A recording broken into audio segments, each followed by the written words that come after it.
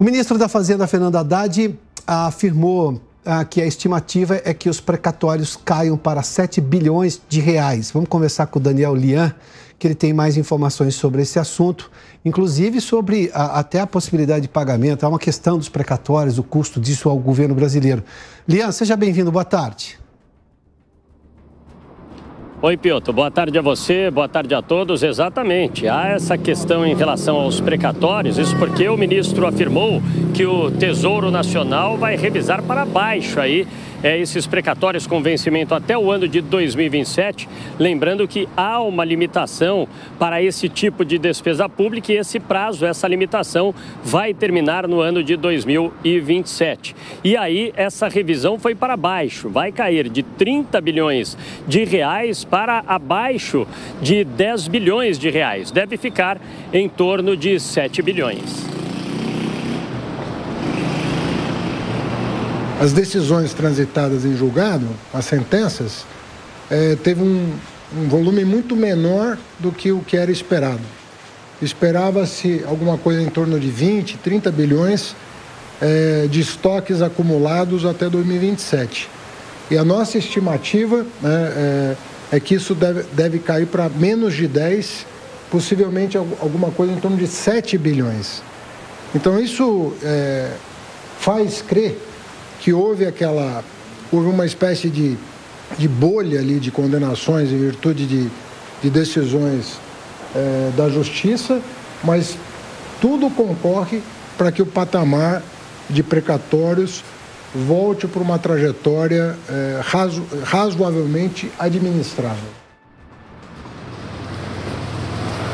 Pois é, o ministro que está aqui na capital paulista, ele também falou sobre outra questão importante, que foi a turbulência nessa semana no mercado de títulos americanos e inclusive com impactos não só no mercado financeiro brasileiro, mas também de vários países. E ele destacou e saiu até em defesa do Banco Central do Brasil pela postura de reduzir a taxa de juros nesse momento. O Banco Central chegou a ser criticado pela redução nesse momento de turbulência. O ministro disse que a decisão do Comitê de Política Monetária, do Copom, foi a decisão certa, a decisão adequada.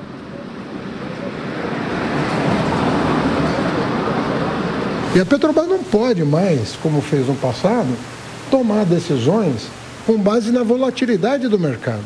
Um dos compromissos desse governo é não se deixar levar pela volatilidade de curto prazo e fazer as projeções de preço dos combustíveis no Brasil à luz daquilo que é concreto, daquilo que é real e não do que é meramente especulativo.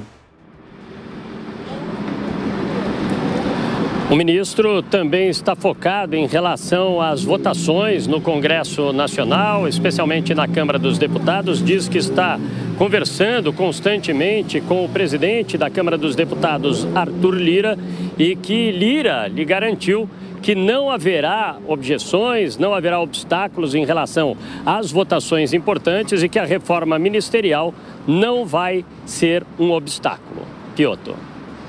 Muito obrigado, Lian. Nogueira, vamos lá. Você está bem? Luiz Arthur Nogueira conosco aqui. Nogueira, vamos mostrar um dado aqui. Só sobre a questão da Petrobras que o ministro falou. Ele elogiou o Banco Central, esse é um outro assunto, a gente já fala disso, mas vem cá. A importação da Petrobras, só para você ter uma ideia, são dados da Petrobras, tá? Oficiais da Petrobras.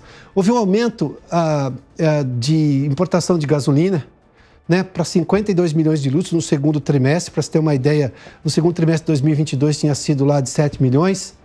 E a gente viu exatamente esse 642,9% do tamanho de o quanto que subiu. Só que caiu também a rentabilidade da Petrobras. A gente teve dados da Petrobras agora no segundo trimestre em que a Petrobras teve um recuo importante.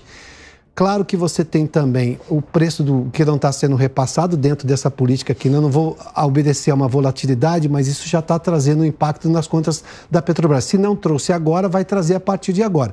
Mas, enfim, temos uma realidade diferente da Petrobras. Perfeito. Temos, Piotr, nós temos inclusive o dado da queda do lucro da Petrobras, que é o próximo gráfico aqui. Você vai ver que foi uma queda importante, de 47% o lucro caiu. No segundo trimestre deste ano, comparando com o segundo trimestre do ano passado. A explicação aqui da empresa é que, como caiu o preço do barril do petróleo, vamos lembrar que no ano passado, nessa época, estávamos no auge da guerra da Rússia na Ucrânia. Barril a $120 o petróleo. Agora tinha caído para $70. Então, evidentemente, os preços caíram dos combustíveis no Brasil, a receita da empresa também encolheu.